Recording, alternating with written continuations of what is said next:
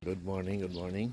Sa already May 25, 2026. So 5 araw na lang matatapos na naman ang ating buwan ng Mayo. Ano po? Buwan ng Flores de Mayo. Okay. I talk, I walk. I'm walking while I'm talking. I'm talking while walking. Okay.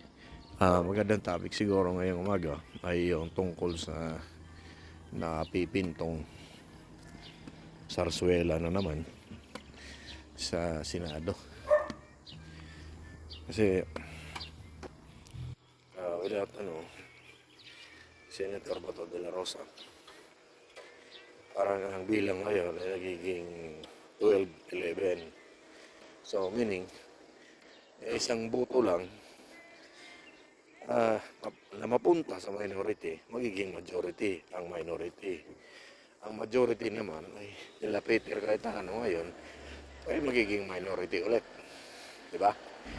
Maliban na lamang kung gagawa na naman ng milagro itong si Alan Peter Cayetano at bigla na naman yan dalhin si Bato sa Senado, no?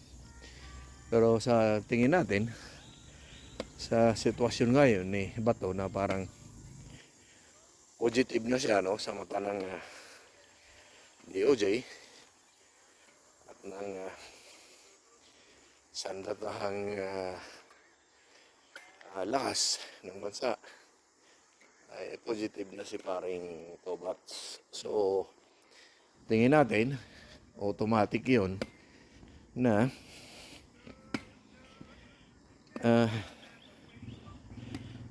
kaso, automatic na kaso yun. Kaya Peter Cayetano, obstruction of justice yan kung gagawin na naman niya, no? Pagkakanlong sa yun, isang positive. Actually nga,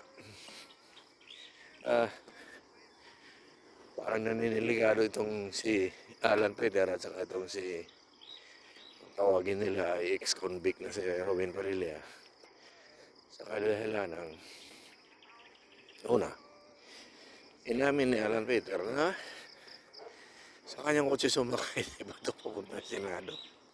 Pagkatapos kinagabihan naman madaling araw, lumayas pumuga si Bato. Parang nakita sa CCTV ng Senado na si Robin Padilla na naman di umano pag nagsama kay Tubats papunta doon sa Manila Yacht Club kung saan siya sumakay ng yate papuntang Batangas daw. Nako, at parang Batangas sumakay daw ata ng isang aeroplano patungong kung saan man, no, hindi natin alam. Pero sa ngayon, meron na talagang order sa laban sa kanya na para hulihin siya.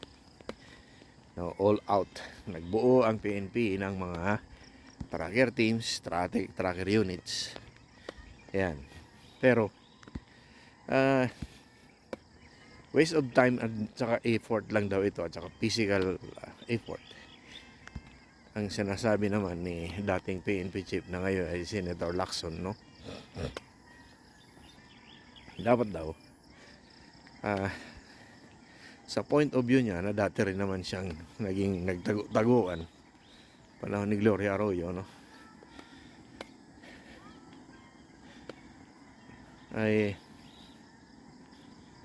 dapat daw gumamit ng mga otoridad ng high-tech na pamamaraan. Ano yung mga yun?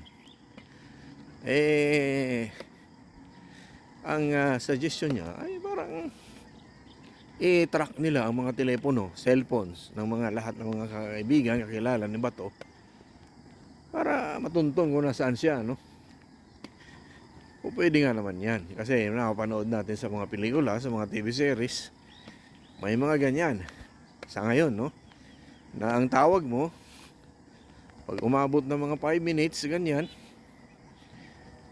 nakukuha yan sa natitrace yan, natatriangulate yan sa mga aparato na advance ngayon. So ibig sabihin, kung tatawagan man nila si Tobats, hindi naman siguro 100 ang SIM card niyan o kahit 100 pa yan. Kung na uulinig ka naman at naririnig na gano'n ang mga usapan nila, kumusta ka na dyan, ano bang kalagayan mo, yung mga tipong gano'n. Siyempre, okay, nahanap ka na ngayon, mga ganyan, ang mga maririnig mo doon sa conversation. It will lead to it, di ba? Oh, correct yun. So, sana, sundin yan ng mga otoridad na tumutugis kay Tobats. Para matapos na itong payak-iyak niya at inaantay yata siya ni Tatay Diggs niya sa Dahig, sa Netherlands. Nakakatawa nga dahil may mga gawa-gawang mga video na kay Tatay Diggs na nasa loob ng kulungan sa Dahig. Nagsasalita na parang matanda na mapayatin na, "Bato, sumuko ka na.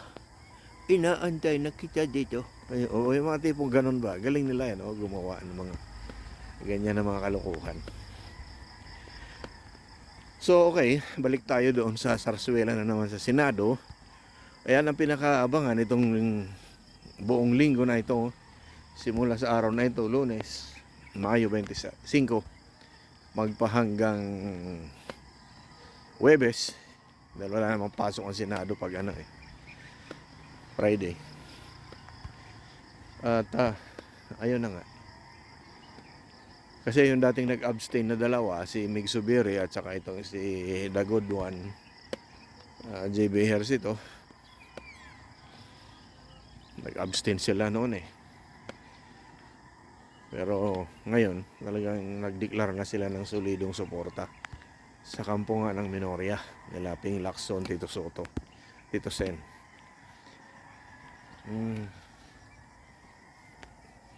Yan. At saka ang mga pinakakaabangan, at saka siyempre dagdag na natin dyan sa linggo na ito kung mahuhuli nga nila o matitrace nila si Tobats.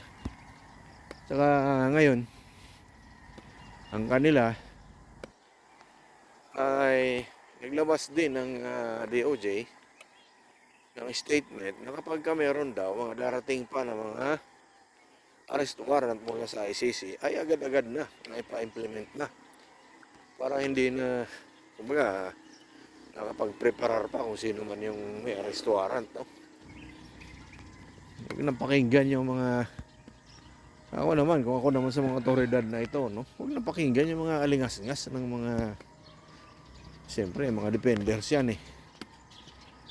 Kaya ni Jamie Bundok na bagitong abogado, pinaglalaban niya na may kasama pa yung drama na huwag na nating dagdagan pa sa Dahig ang pagkakahuli nila kay Tatay Digong.